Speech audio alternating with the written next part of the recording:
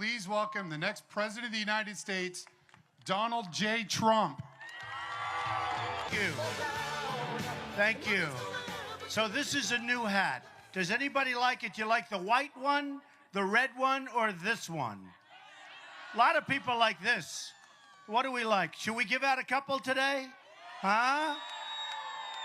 Who is red? That's good. That's good. Beautiful. Do you like that? Beautiful. Don't sell it tonight. We'll see it on eBay. I love it. Thank you. Okay, come on, let's do that. We're here. Who's young, handsome, and beautiful? Then we'll take a little older. Come on up. Come on up, darling. Come here. Come here. Okay, what's your name? Haley. Here you go, sweetheart. Okay. So the New York Times is doing a story tomorrow on the hat. They're saying it's the hottest thing in fashion, if you can believe this. And I'm the style section of the New York Times on the hat. So anyway, you know what we'll do? Who wants it back here? Who wants it? Good. Who wants it? Come on. Give me one. Good. Good. Okay, folks. So, what a nice train. Oh, beautiful. He's waving to me. Beautiful. That's called the USA right there, right? That's called the USA. Beautiful. Man, I love that stuff. I love that picture. So, we just came out with another poll, a poll in Iowa. We're way ahead, and that's great. Hi. And that's so great. And I've been here so many times. I'm going to the football game. Do you believe it? Right after this. In fact, they said, oh, this is only 10 minutes. Just say hello, Mr. Trump, for 10 minutes. But I said, what do you mean 10 minutes? Can't I give him the full version of the Trump speech? They said, no, 10, 15 minutes. So we'll just have a little fun. But I'm going actually from here to a couple of tailgating parties, and then I'm going over to the football game. Let me ask you, who's going to win the game today? It's a lot of spirit. Huh? No? No? Huh? No? It's going to be a great game. Which team is favored to win? Yeah, that's what I hear. Okay. Well, if you don't mind, I'm not going to pick one. Does that make sense? That makes sense. Everybody fully understands that. So our country is in trouble. We have a lot of things going, but the best thing we have is our people and our potential. And we're going to make this country so great again. We're going to make it strong. We're going to make it powerful. We're going to build up our tremendous armed forces. You know, they've been depleted very badly.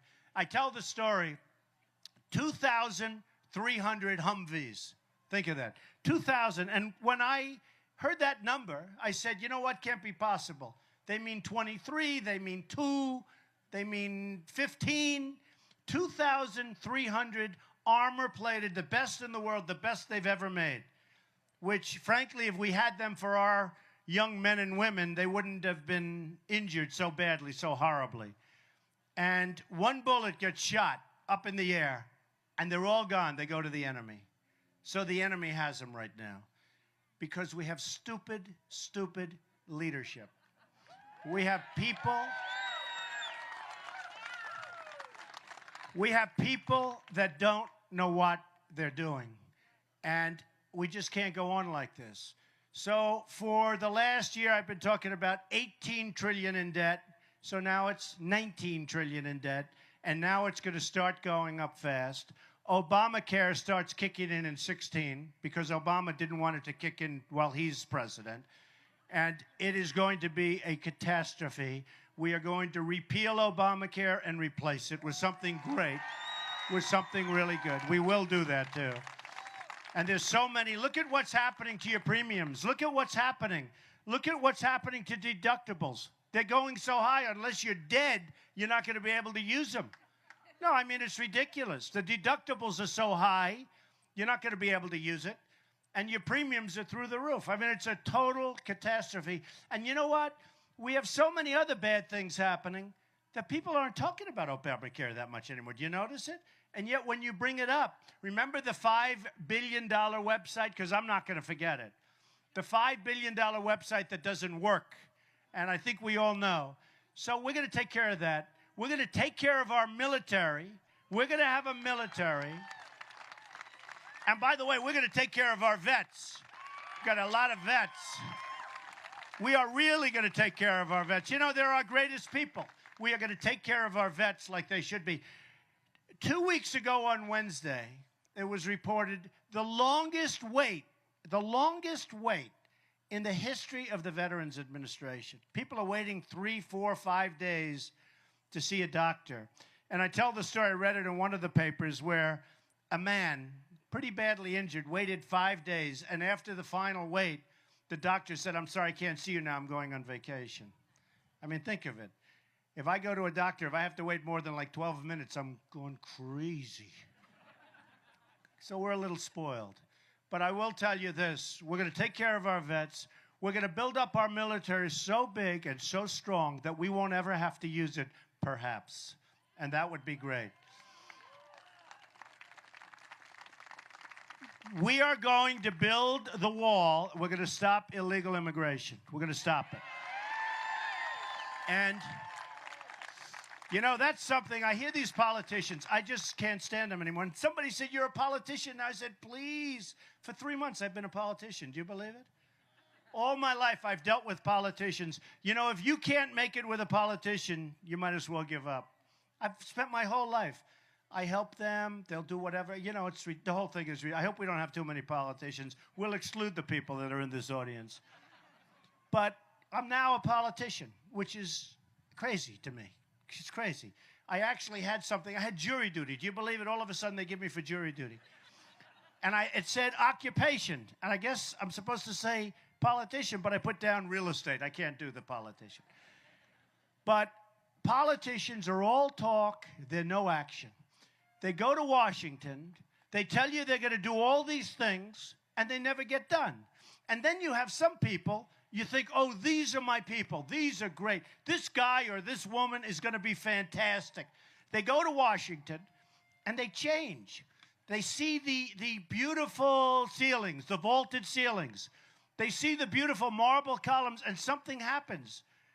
I say they become impotent. Is that a correct word to use? They become impotent. Something happens to them. When they're back in Iowa and when they're back in New Hampshire and South Carolina, we're winning in all of these states. We're winning everywhere. We just got to poll Georgia, Florida. How about in Florida? You have a governor from Florida and you have a senator who's actually a sitting senator, and I'm leading in Florida by a lot. I mean, can you believe it? Because people, and I'm leading the pack, I will tell you, with the people are tired of incompetence. They're tired of people that don't get it done. And you look at our budget, it's massive. It's massive. Somebody like Jeb Bush is in favor of Common Core, meaning your children are educated from Washington, D.C. Who could want this? And, you know, when you listen to these people, like the Common Core people, they can't explain it. There's no justification. If I'm in Iowa, and if I have my children in Iowa, I want local education. The local teachers and the local administrators will do a better job. Then you have people, so I came out, as you know, with my immigration plan, and I'll tell you what, it's been really well received, better than I thought.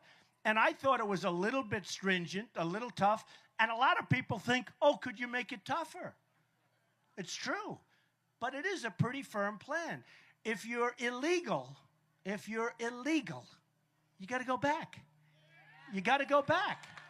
Now, if somebody's great and they've been here for a long time, I don't think we can, and I can't live with doing anything.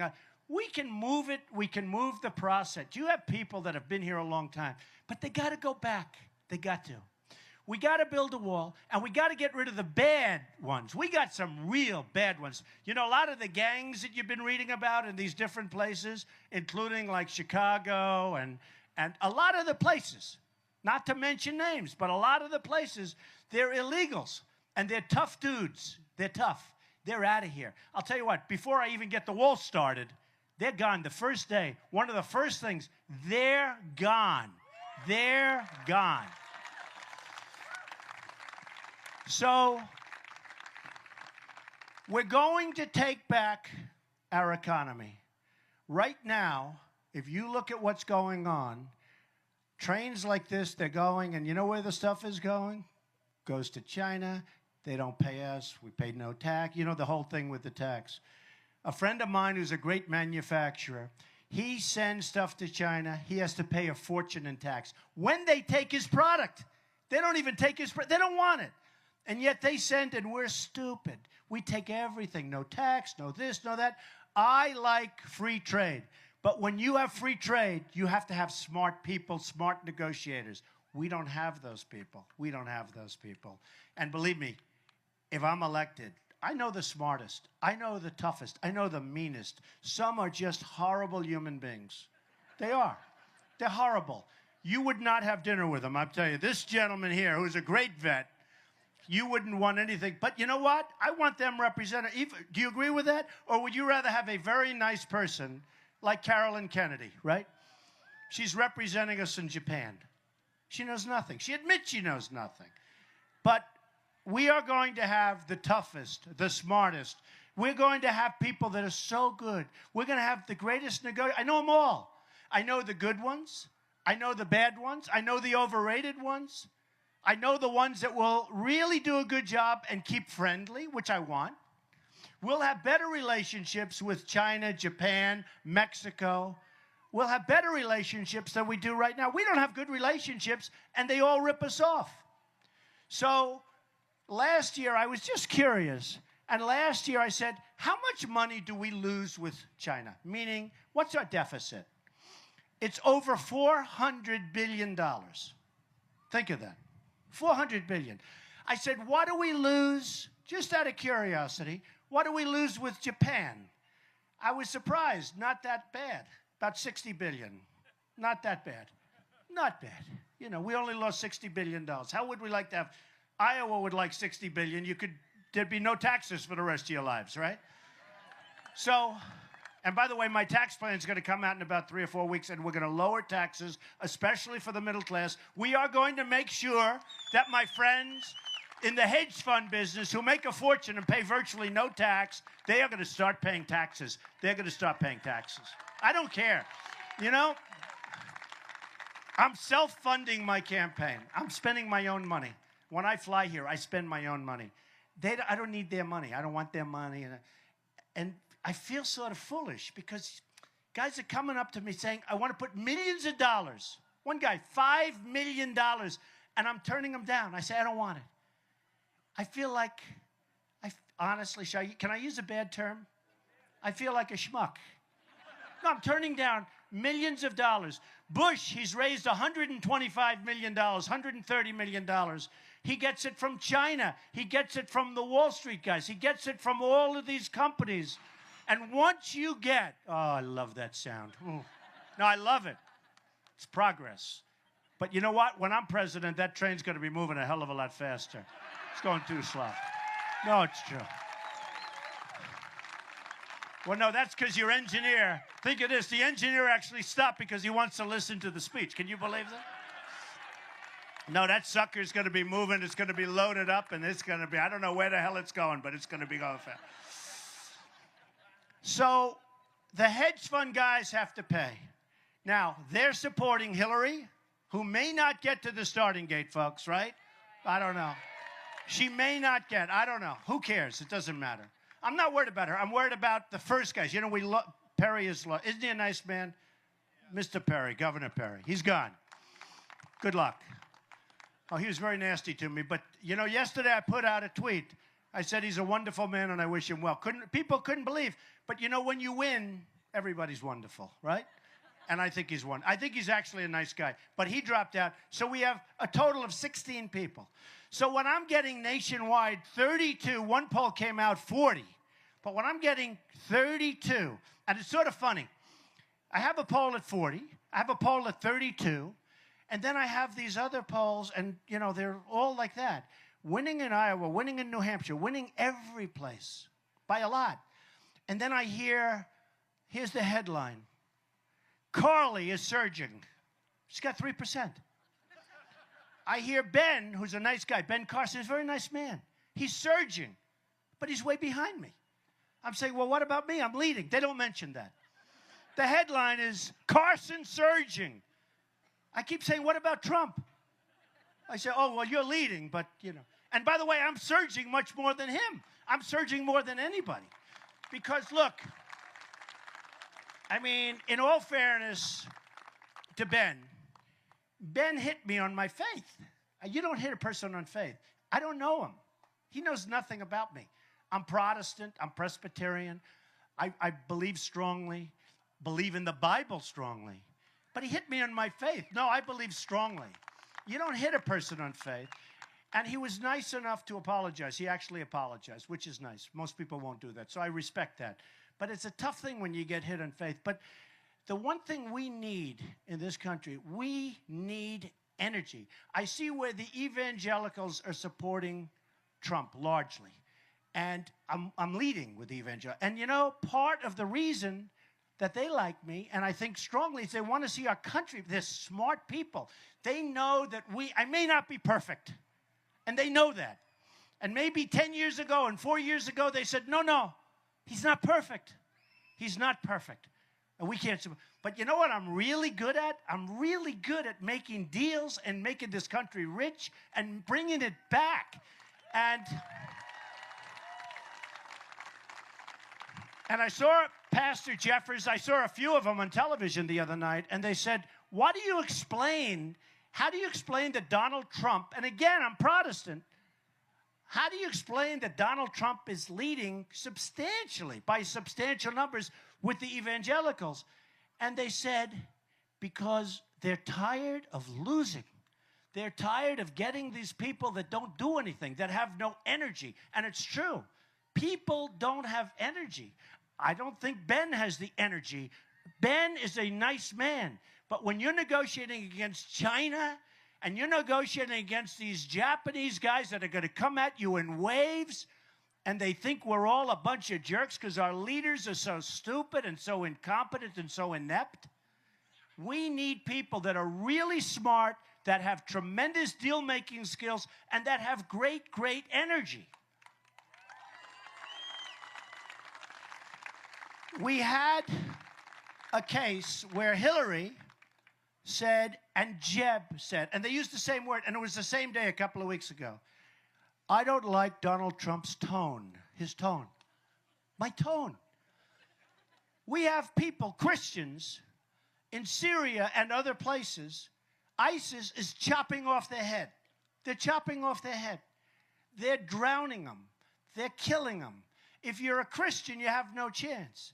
Do you know that if you're a Christian from Syria, it's almost impossible to come into the United States?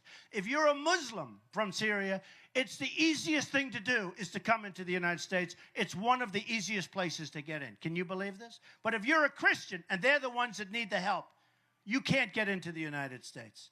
Now, I don't know who's setting those regulations. I have a pretty good idea. But it's not going to happen anymore. But they were saying at the same time, they said his tone, T-O-N-E, toned. And I said, you know, we need that tone today. We need energy. We need strength. And we can't be low-key and nice and beautiful. And a woman came up to me and she said, Mr. Trump, I love you. I'm a big supporter and it doesn't matter. But I don't know if you're nice enough to be president. And I said, actually, you know what? I have so many friends. I have great relationships. But some people don't think I'm nice. In a CNN poll, I won on almost every topic. And they'll tell you back there. They're shooting here. They're all here live. They're all over the place. But you know what? They'll tell you. Otherwise, I couldn't say it. I won huge by 3-4 times. Leadership, the economy, almost all the important. The only thing I sort of was down the bottom in terms of, is he a nice person? Actually, I think someday I'm going to win on that because I am a nice person. But you know what I told the woman? I don't think it matters this time. I think today we're looking for real super competence. We're tired with this nice stuff. We need people that are really, really smart and competent and can get things done. We need people with an aggressive tone, and we need people with tremendous energy. And I'm your candidate, okay? So So just to finish off, this is a fantastic crowd, and I really appreciate it. And they said 10 minutes, and I wanted to go much longer because you had so many people standing out here, and it's hot and all of that. But I have to tell you, I love Iowa. I really appreciate that you understand what's going on. The people of Iowa really do get it. They really do get it. And, I mean, look, you know, you're hard-working people that really don't want anything. You just want to see this country be great again. And that's what I'm going to do. I'm going to make this country great again. I'm going to make this country greater than it has ever been before. Better. Enjoy. Thank you. Thank you very much. Thank you. Thank you, everybody. Enjoy the game today, okay? Enjoy the game. Thank you. Thank you. Thank you all. Thank you.